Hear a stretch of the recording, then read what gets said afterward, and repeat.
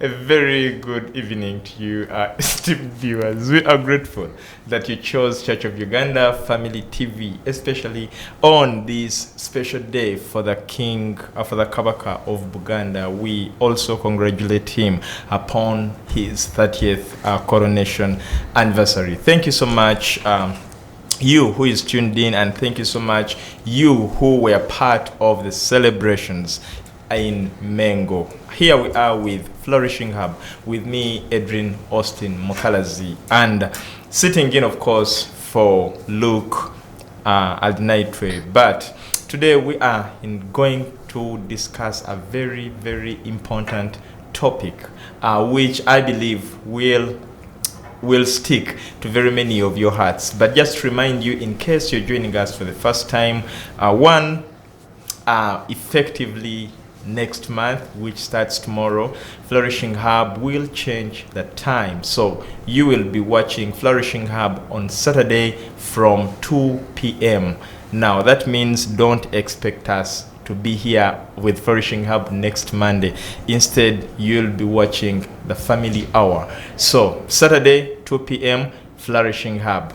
Please mark that. Secondly, Flourishing Hub is brought to you by Young and Flourishing Network. And Flourishing Hub, together with Young and Flourishing Network, are built on the 4 pillars that I want to take you through very fast before we get into today's topic. One is money. We all want money, we all work so that we can get money, we all have imaginations of the sums of money that we want to get, but you need to have that financial discipline, which is work, earn, save, and after saving, invest. That is what Young and Flourishing Network brings to you.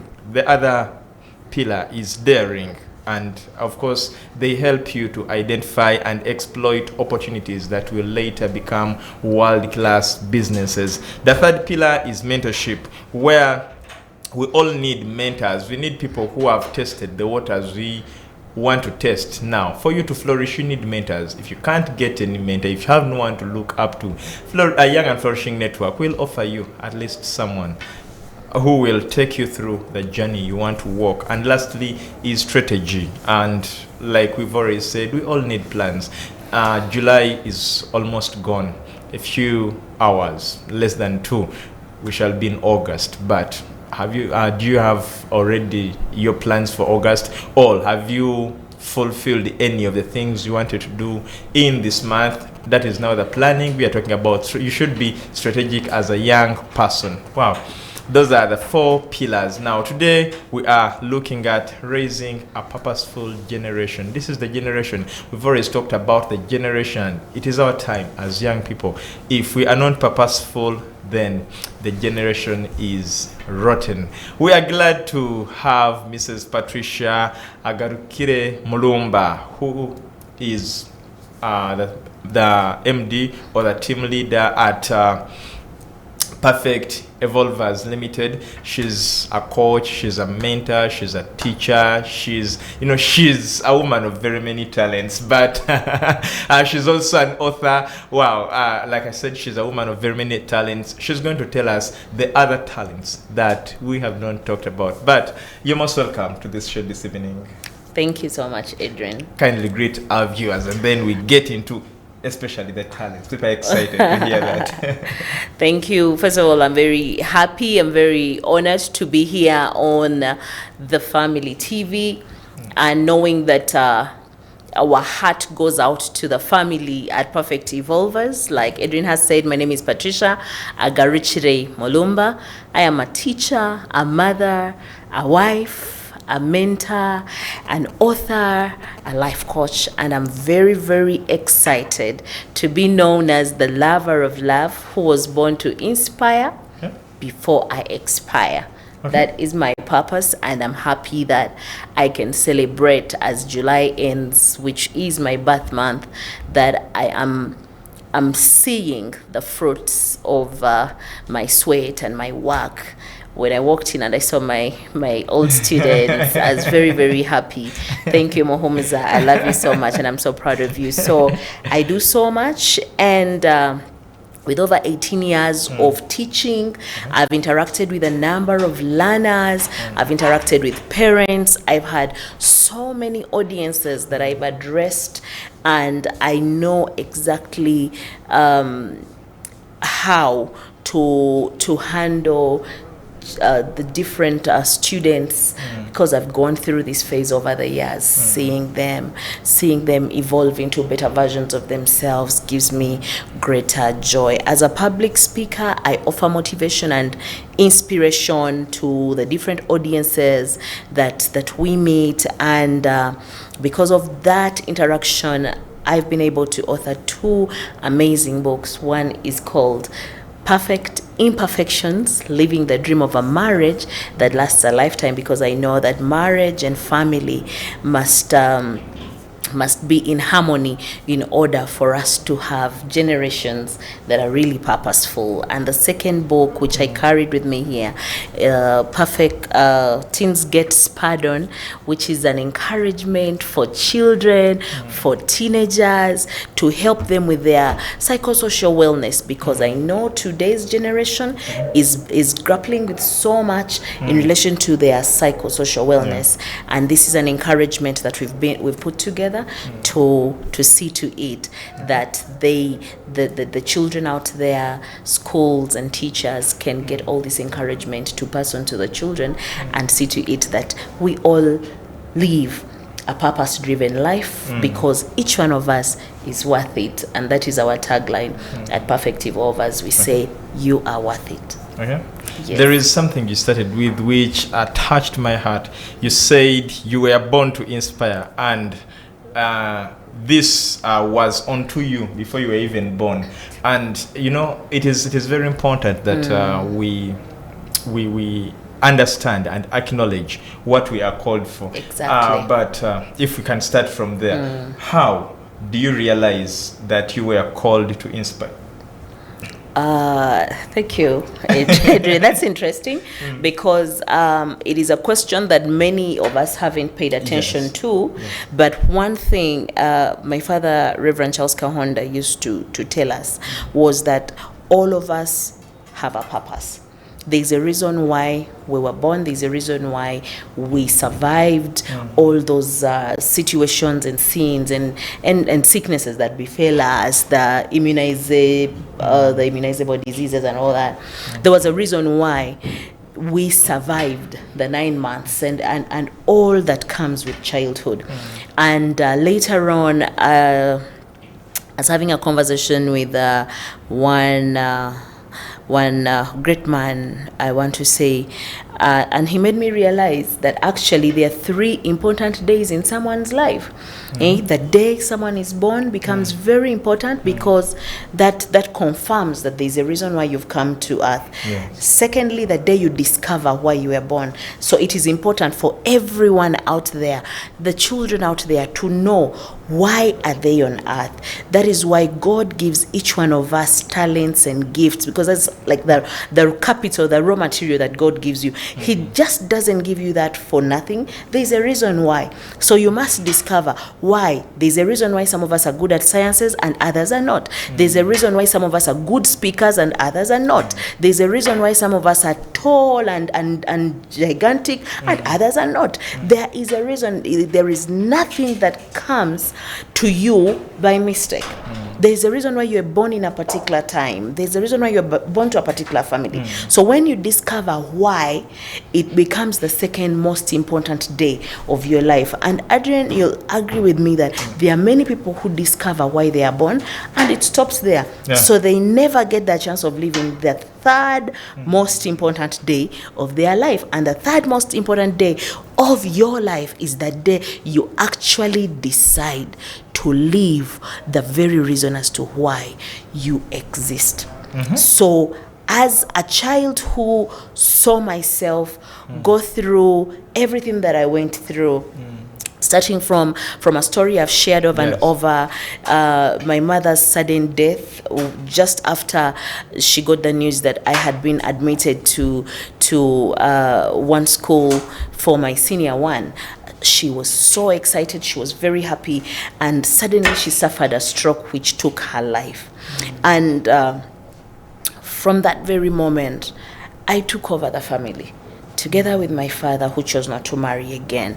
I had this baby in my hands. I had to mother these children from the age of 13, go to school, do all this, start all these petty jobs to make sure ends meet to take care of the family.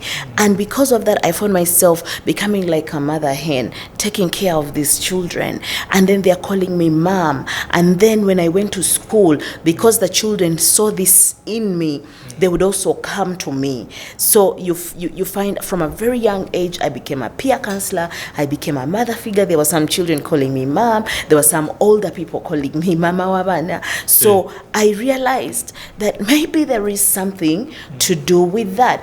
And I saw this quality and I saw this gift keep with me for the rest of my life. I became a teacher, and as a teacher, you're just like mother hen. You have all these children with you, and then you have them running to you. Whatever they are going through, they come to you.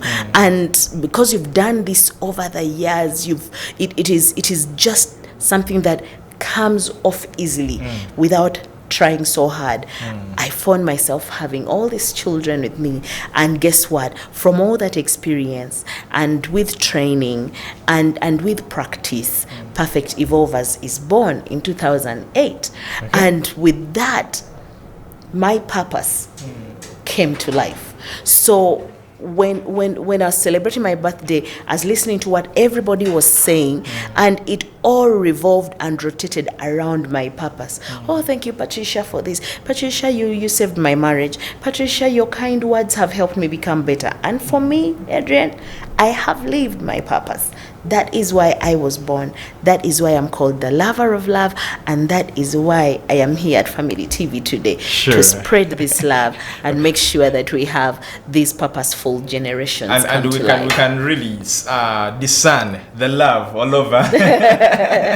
Thank you so much. Yeah. So recently, we were sharing with Herbert, who is the founder of this program, and we were discussing about the generation, this particular generation of ours that feels everything should be in their favor. I know. We are living perfect. We think we should live perfect lives in the imperfect world. This is a generation that feels entitled. And if this trend continues, we shall have a depressed generation. That's true. I believe. And I believe you as a counselor, you should have met people who have gone through this, and we shall see the unfortunate increase of suicides and drug addicts. So this is why through this program of Young and Flourishing, we want you to reverse this trend. People like you are accepted to be mentors of these young people at Young and Flourishing, and we really cherish that. Thank you so much. But having even told us about your experience and what you went through and how you came about realizing your purpose onto this world. Yeah. Now, what is happening with our planned kids? Planned kids. What I will say. First of all, I want to thank Herbert's Habiti for the Young and Flourishing Hub and everything that you do as Young and Flourishing, because indeed we are supposed to have young and flourishing children. And today it breaks my heart to know that so many of the planned kids don't even feel like they are the planned kids because of what they are going through. The story of depression is not a story for the future. It is actually already happening. Sure. And there is nothing that is so painful to see. Nothing is as painful as knowing that parents are toiling. They're hustling. They're going through all the hardships they are for their children, and because of that, there is a lot of absentee parents. And because there's so many absentee parents in the lives of their planned children, the devil has taken charge. of these children. They don't even realize that the parents are away trying to make ends meet because they love them. But that gap that has been created has created a way for the devil to come into these homes and rob these homes of these children. So many of these children have already resorted to drugs. Yeah. Many of them are already feeling suicidal. Many of them are looking for love in the wrong spaces. Many of them have been exposed to so much. They've been exposed to pornography. They've been exposed to a lot of things that they shouldn't know at their age. And also they have been exposed to the feeling of entitlement. They know I'm entitled to this, I am entitled to this. You have to give me money for this. So many of them no longer even have that feeling or the urge to work, to be creative.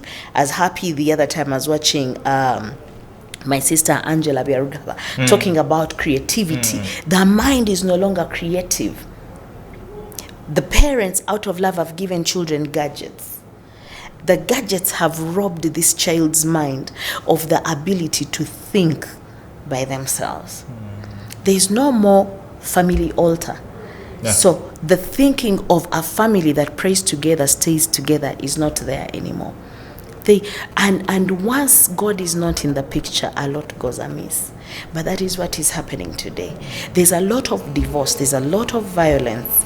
You find many of these children are either staying with one of either the father or the mother. Some of these children are demented by the environment in which they have been raised. There are so many homes where parents apparently seem to be staying in the same home, but then there's already a split. The devil has already come and split them. Maybe the father stays on the upper floor and the mother is on the lower floor, and the children know that this is what is happening, but the outside thinks that the family is together. So at the end of the day, these children come to school, and a lot still goes on. The peer pressure, the social imbalances, the too much pressure, academic pressure. They have to pass. Thank God for the new curriculum, which is at least pushing for that innovativeness, and even for so many other programs that are trying to penetrate schools and help the children, like National Schools Championship, of which I'm a part of, where we are encouraging children to think outside their box, to get out of their way and try to think on their own. So the evils are there. The challenges children are facing are there. The political pressures, the need for children, for them to have money at school, and many of them end up doing whatever it takes to get this money. Adrian, in this book, I gathered quite a number of stories teens get spurred on from different people to encourage them. In one chapter here called "You're Not Alone," we are trying to tell these children, you're not alone. You're going through this, but you're not alone. There's someone who has gone through this before you, and this is how they dealt with it.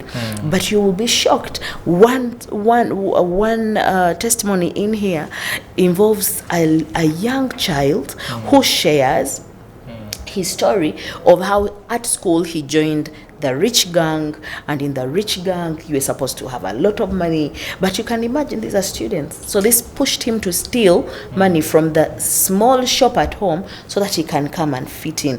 All these are challenges.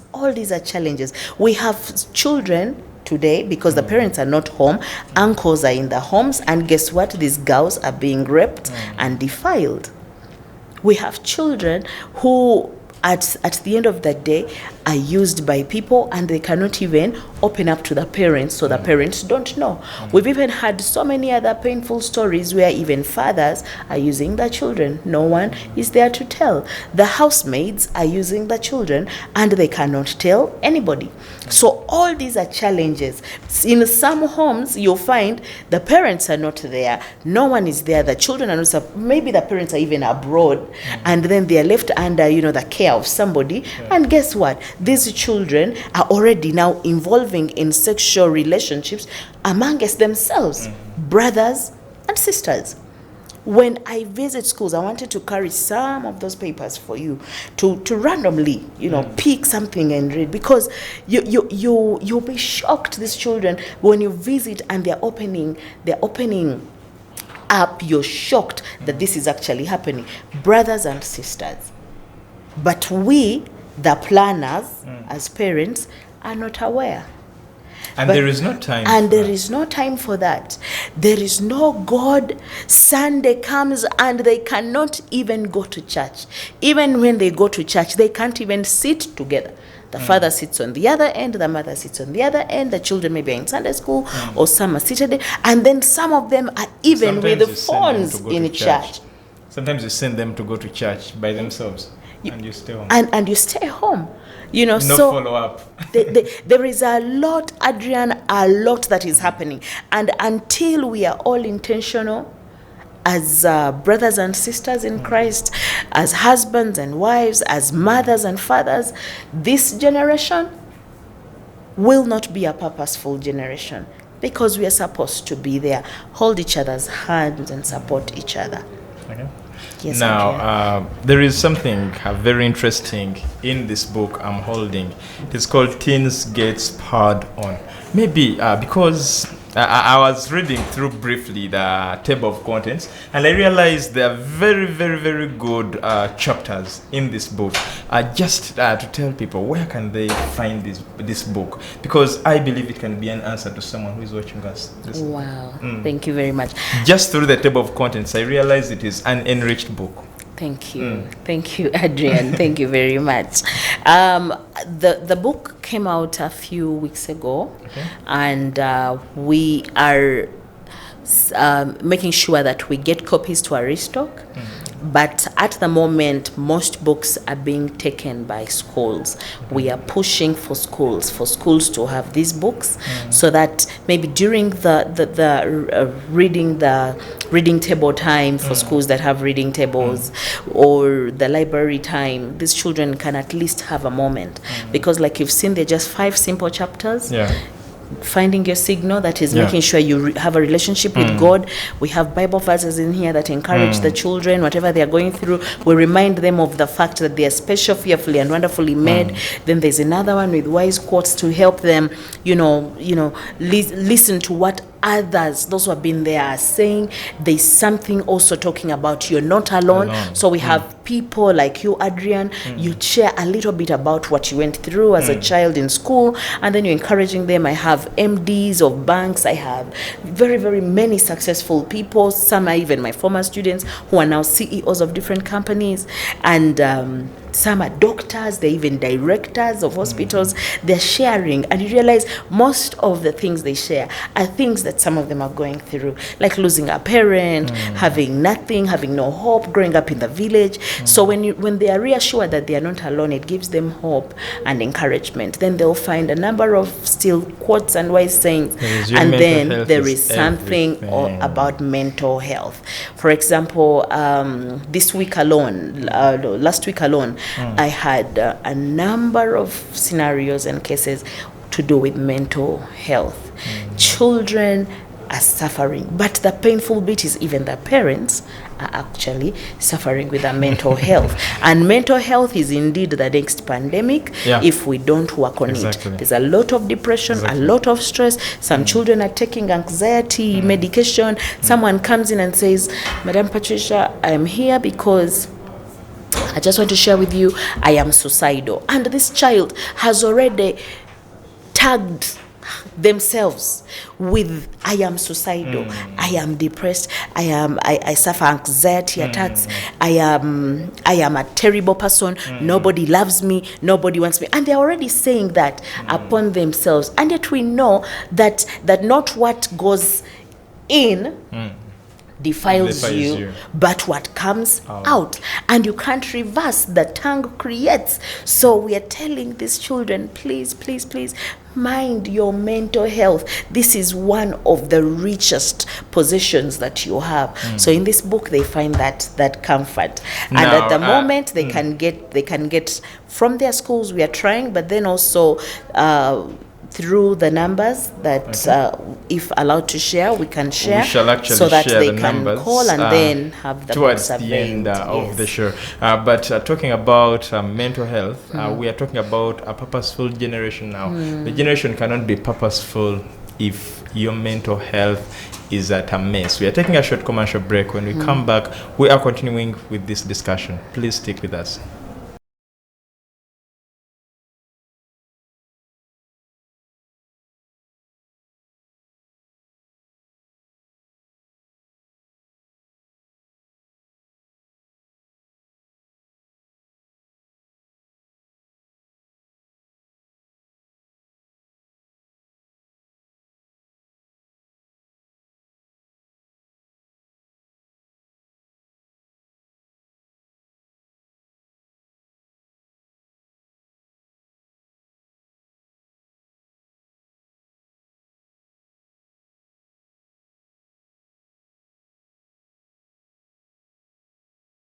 One of the ways in which we can transform Africa is by raising a purposeful generation.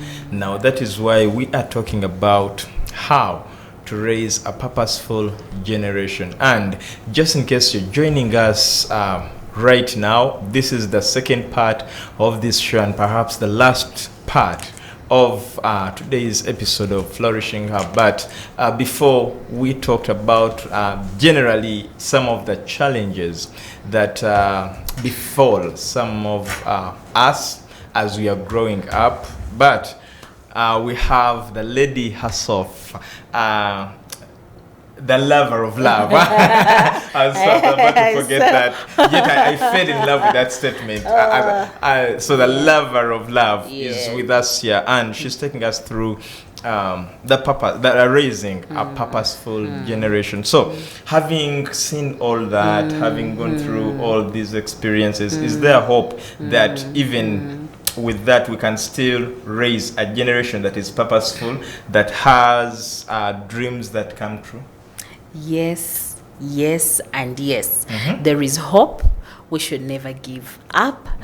The first thing that we should all know is God our Father in heaven loves us all. He created us for a purpose. That is why we are assured He created us in His image. He has plans for us. He has declared to us that He has plans to prosper us and not to destroy us. So that alone gives us hope. Knowing that He knew us before we were formed even in our mother's wombs alone gives us hope. So as we raise this generation, can we just keep singing to them, reassuring them that they are special, fearfully and wonderfully made, that God loves them. For God loved this world that He sent His only Son. How can we disappoint Him at the end of that day after sacrificing His only begotten Son for us? You know, so that alone gives us hope.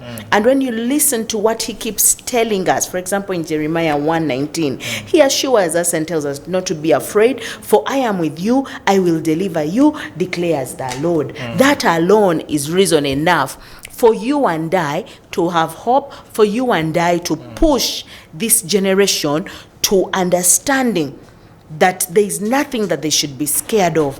When He invites us in Matthew 11:28, and He's saying, come to me, all you who are weary and burdened, and I'll give you rest. Take my yoke upon you and learn from me, for I am gentle and humble in heart, and you will find rest for your souls. For my yoke is easy and my burden is light. So if God is telling us that, that alone gives us hope. If only we can just keep encouraging. Peace I leave you, my peace I give you. God is telling us this. So whatever is making you lose your peace, my dear youth out there, I want you to know that you already have peace because He left us with peace. He gives us healing in Jeremiah 33. He keeps telling us that I will heal you people and I'll let you enjoy abundant peace and security. There is hope. You want to live a purpose-driven life, you can't do it without your Creator in heaven, Edrine. And that is something that we want these children to know. That is something that we wish every preacher was preaching. That is something we wish every home was talking about. Every political leader was talking about. Don't let anyone look down on you because you are young. The young generation, there is a lot. Set an example for the believers in speech, in conduct, in love, in faith, and purity. He tells us that in 1 Timothy. He tells us to be strong and courageous, not to be afraid in Deuteronomy. He goes ahead and tells us that we as youth, if we honor our mother and father, we shall live in the land of our Lord. And that is in Exodus 20:12. So if we keep singing, there is so much wealth in the word of God. If we give these children the word of God as their daily manna, there is no way that we shall have a generation that is not purpose driven, because the Lord our God knows it all. The Lord our God knows why, and He is willing to fight for you. So the first way to restore hope, the first way to understand that you can overcome all this, that you're a winner, is turning to God. Let us not become weary in doing good. Don't get weary. In Galatians, he's telling us, for at the proper time we will reap a harvest if we don't give up. Everything that we go through, everything that we suffer, we must know that if you don't give up, the Lord your God is definitely going to walk with you up to the end. If we know that we can run to Him, if we can read the book of Proverbs every single day with those 31 chapters, you can be able to read just a chapter every day, and you restore hope. Whatever you're going through, whatever pain, my dear child, I want you to know that the Lord your God is the number one. He is the Alpha and Omega, the omniscient, omnipotent, omnipresent. You cannot afford to lose yourself in the pleasures of this world. You can't afford to lose yourself in the pressures of your peers, to lose yourself in the pleasures of the money. No. Whether you have 1,000 followers or you have 2 followers, I want you to know that the Lord your God is your number one fan, and that is the only way you can tap into the heavenly realm, the only way you can be able to open all the doors of what God planned for you, and you will be able to live the purpose-driven life. Adrian, if we set goals, if we push these children to set goals, to know that in the journey of the purpose of their life, there is need for them to set goals, so that you know what it is you're chasing, you know what it is you want to do, what you want to accomplish. If without goals, you cannot have a purpose-driven life. Without your goals, you cannot be able to see them come to life. So setting goals, that is important. Seeking support is another way they can restore hope, they can overcome these challenges. It is important for you to know that nobody is an island. So when things, are getting out of hand and you don't know what, you seek help, seek support. We have our parents. We are told these are the earthly gods that we have. Your parent cannot give you stones instead of bread. So go to your parent. If the parent is too busy and is not there, you are in a school. At school you have teachers. I am talking to you as a teacher who knows, and I've mothered thousands of children. I want you to know that we teachers have that heart for you. We are your parents where your parents are not. So get support from your teachers. Schools have counselors. They have senior men and senior women. They have the counseling bureaus and all those spaces. Go to them. Use them. Start with even your class teacher. If it is very hard, some schools have peer counselors. Others have prefects or leaders. If there's someone you can open up to, if you're worried that these people are going to betray you, it is well, find somebody. It could even be the cook. It could be the lady that sweeps the compound. Talk to someone, because a problem shared is half solved. So don't die alone. Seek support at all times. I want you to make sure you grow a growth mindset. Develop a growth mindset, because your mindset is your true definition. If you have a fixed mindset and you think that you're a failure, you absorb every negative energy that has been thrown at you. My dear friend, I want you to know that the world out there has a lot of negative energy. There are people who are not ready to give you the positive vibes. They're actually waiting to benefit from your downfall. That is something you must know. You have seen even the Son of God, that in the life he lived, even when he did everything he did, there were those full of negative energy, negative vibes that even pushed. Even the ones that he healed did not honor him at the end of that day. And they were celebrating as he was being beaten. And you can imagine if the Son of God could have that kind of betrayal. Who are you, my dear? So what do you do to safeguard yourself? You develop a positive mindset, which we call the growth mindset. Even when things are not okay, you know that the God, your God, who created you and has a purpose for you, is going to make you a better person, is willing to fight for you. So whatever somebody else says, it may not count as long as you know it is not something that brings the vibe or the positivity in you. You let it go. You consult with your God, consult with your chaplain, your pastor, anybody that can build you. And when you grow your mindset to the positive mindset or growth mindset, you're going to embrace resilience and then take action for your life. And before you know it, you're going to find yourself getting organized. You want to have a purposeful life. We want to build purposeful generations. We must talk to them about these things. And then another important factor, Edrine, is something I pick from the second greatest commandment. First, the greatest commandment that it calls us to love our God with all our heart, all our strength, all our mind, all our soul, our body. And the second one that asks us to love our neighbors as we love ourselves. That means you must love yourself. I've discovered that one of the reasons why many children and many students and the youth are breaking down is because they have taken the power away from themselves and given it to the public. So just a comment on Facebook, a comment on Twitter makes someone fall into depression. But if you know that you have to love others as you love yourself, it means that the cup starts with you. Fill this cup. Fill your cup first, because you can't give what you don't have. Before this boyfriend of yours is chucking you and you feel like you want to kill yourself, fill your cup first. First love yourself, such that when he takes away that little minute love that he thought he's giving you, you can still have your cup full with your own love. And this will keep you going. So it's important for you to know that you want to have your purposeful generation, you want to have a purposeful driven life. Think about self-love, because self-love will make you go places. It will make you be confident. It will make you feel your worth. So you don't have to self-harm. So you don't have to kill yourself. So you don't have to be a loner. Why? Because you know your worth. And that is going to help build something called self-esteem. So think about self-love, self-care, self-esteem, self-worth, self-concept, self-confidence, self-value, etc., etc.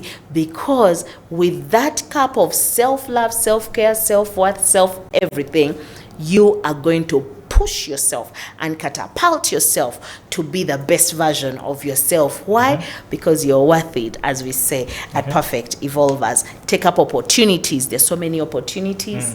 There's so many opportunities. Let me tell you, my dear friends, there is nothing for free. So take up every opportunity that comes your way. Look at the capital. Remember I talked about that capital that God gave you? So look out for that capital. Each one of us has. It could be just speaking. I've earned a lot of money, Edrine, from the capital he gave me of speech. So as a great orator, that is a capital that he gave me. So I am very happy. It's a talent, it's a gift. He gave it to me. I'm very happy, and I've used it. I've used it to MC, I've used it to speak at in different spaces. And you too might have that. Maybe it is your smile. Can you smile so that maybe you brighten up somebody's day and this person smiles back, and then when they are praying, they will remember that you brightened up their day and they pray for you? Think about whatever gift. It could be football. Look at how many people are earning from football. Don't just sit and just do one thing, TikTok after TikTok. No. If it is TikTok that is going to benefit from your capital, then use the TikTok to bless the world. Not to cause more pain. If you're a good writer or you're very humorous, use that humor to bless the world, not to bring down others. So I usually tell my students and the different audiences I speak at that do not be the reason why somebody wants to end their life. Don't be the reason why someone is sad. Don't be the reason why someone doesn't want to wake up. Even in the workspaces, Edrine, there are some people at the workspaces who will make the workplace so uncomfortable. But don't be that reason, because you kill the purpose of somebody, and that comes back to you, because what goes around comes around. So my dear friends, my dear viewers, take up opportunities. I want you to persist. I want you to persevere and know that suffering is not death. And know that you are not the first. And whatever you're going through, my dear friends, that is trying to steal your destiny, that is trying to steal your purpose, my friend, is something that you have control over, and it is something that you can fight. And I was telling some young boys and girls last week that many times I listen to them, and then someone is saying, you see, Madam Patricia, nobody likes me at school. But I'm saying you have you to like. You have your parents to like you. You have God to love you. So you embrace that you have, and then you thrive. Cyberbullying is too much. Cyberbullying has caused a lot of problems. Then also the other big problem I've found is that the unrealistic standards that the students and the children and the youth of today have. Someone gets a job today and thinks they're going to drive a Jaguar the following day. Those are so unrealistic standards, and those can also cause stress. And when they cause that stress, somebody loses. You lose focus. You are on tension. You start taking drugs. You do, and before you know it, you lose yourself. But we believe that the Lord our God loves us, and we know that there is no suffering that cannot be overcome.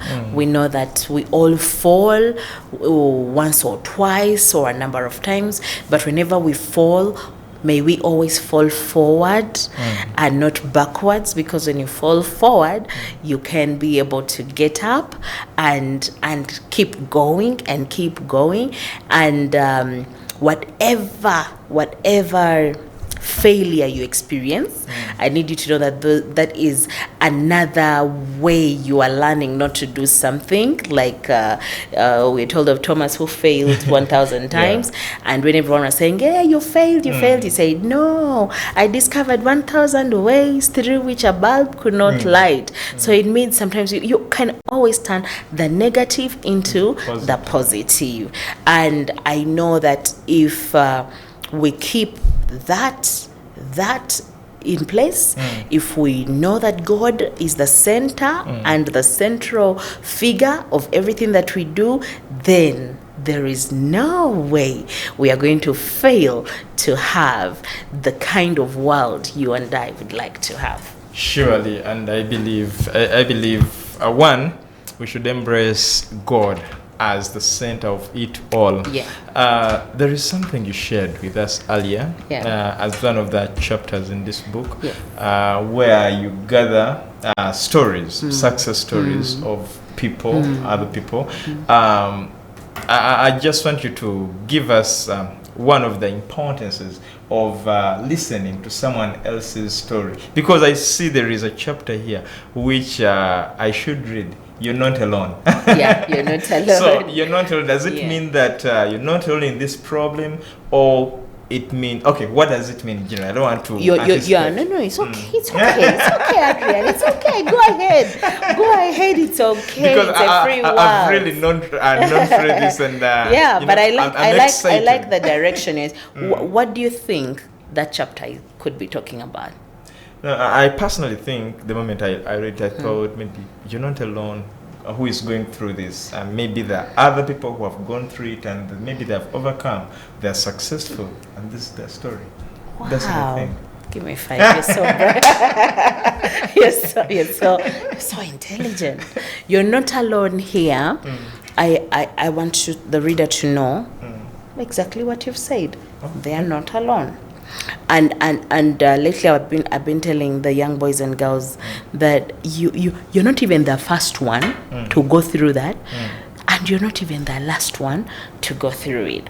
So it must have been on Friday in Tiana when I was telling the young girls at St. Elizabeth SS Mitiana that I could have thought I'm the first one to lose my mom when I was 13 years old. But right from my house, my home, I realized, wait a minute, my mother has died when I am 13. But the baby I was carrying has a mother that has died when she is just 1 year. You see that? So sometimes you think you're going through the worst when actually it is not the worst. Okay, someone looks at you and says, "Hey, mama," and yet for you feel that is it. So you're not alone. Then the other perspective I give the reader is, we are here. We are here. You're not alone. We have our shoulder ready for you to lean on. You are not alone. And then when I was growing up, I remember the Sunday school teacher always telling us that God is called Lisodene. Did you hear that also? Yeah. He's called Lisodene, that his eye is so big. I remember drawing God's eye and it was on the whole page. And then he was saying that everywhere you are, whether it's dark, God is there. So that also I depict in You Are Not Alone, that everywhere you go, Lisodene is there. He's there seeing what is happening, and all you have to do is talk to him. And then from the stories that are shared, these people show that indeed what some people are going through has happened to them, but they are successful. So it's a chapter I like so much, especially when I read some of the stories. Like one of my students in there shocked me a lot when he said it was that one morning when the class teacher asked me to talk to the class, to come and speak to them and motivate them. And I talked about self-discovery. This is like 2017 or 2015. You can imagine. Later I met him, and he's a big guy. He has recently joined the team at Perfect Evolvers. But it is so surprising that he says that one day when I came as a teacher to just talk to them and encourage them, and I talked about self-discovery the other 3 days and how we should live purpose-driven lives, that is the day that his life was never the same again. And later when I became a house patron and he was the captain of that house, I discovered he's so gifted with dancing. So I said, what are you using with this gift? You know, this is capital that God has given you. You can, work on it. Today, this young gentleman, John Bokenya, is the CEO of Mbutu Events. He has a whole company employing fellow students, and when he tells you his story, you're amazed. He's presented and performed in State House twice, spoken and made a lot of money. So sometimes one of the things, Adrian, that I want the viewer to go away with is there are 2 things that will change your life.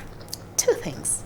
One, the kinds of conversations that you have, and 2, the books that you read, because just one conversation with the right person can change your life forever. True.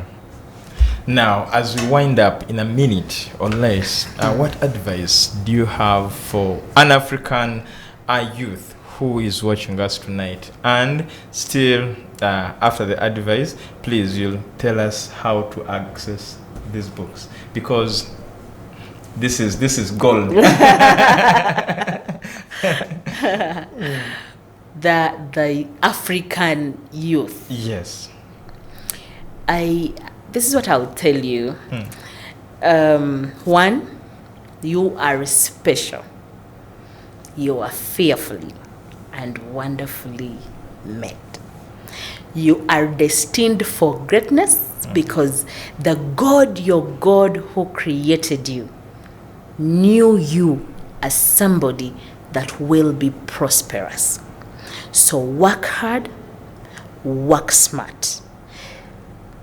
Think hard about why you were born, discover that very reason, and decide that from today onwards, I am going to be this. I am going to do this. I am going to make sure I add a brick to God's perfect world.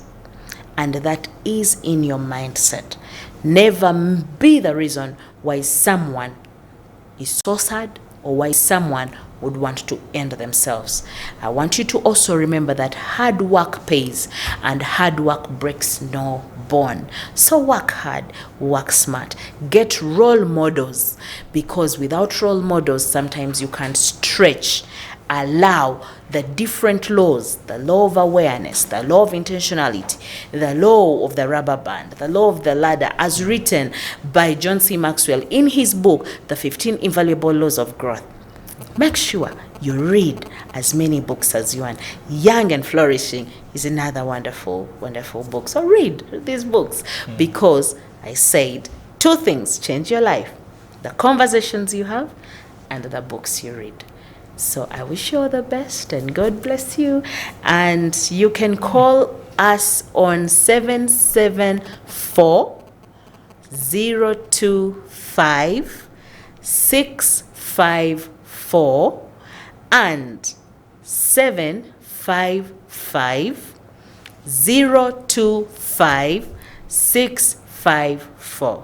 Call now and pick your copy of Teens Gets Pardon and Perfect Imperfections, Living the Dream of a Marriage That Lasts a Lifetime, or book to have a conversation with us, because you are worth it and God loves you.